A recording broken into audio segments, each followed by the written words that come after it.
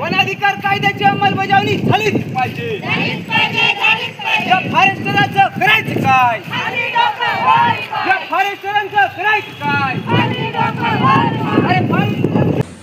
पालघर जिल्ह्यातील बोईसर 25 जून 2025 रोजी गेल्या अनेक वर्षापासून प्रलंबित असलेल्या आदिवासींच्या वन हक्क दाव्यांच्या मागणीसाठी भारताचा मार्क्सवादी लेनिनवादी लाल बावटा पक्षाने बोईसर येथील वनविभाग कार्यालयावर 25 जून पासून बेमुदत बिऱ्हाड आंदोलन सुरू केले होते।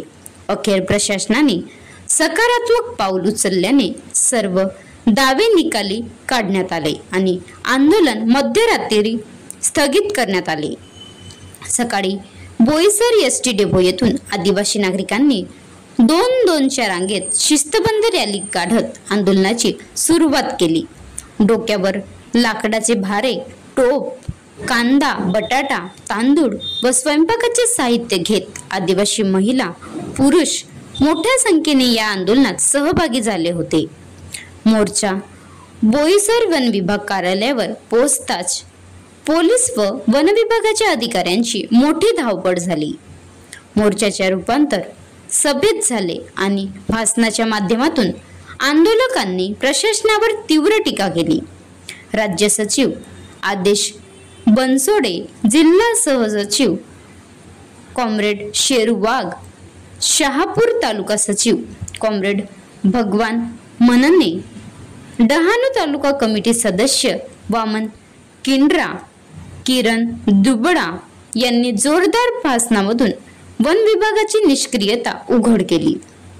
या आंदोलनाच्या यशस्वी आयोजनात पोलीस प्रशासनाने दिलेल्या सहकार्याबद्दल बोईसर पोलीस निरीक्षक पवार यांचे दाभोण गाव कमिटीचे सचिव राम बरड यांनी आभार मानले।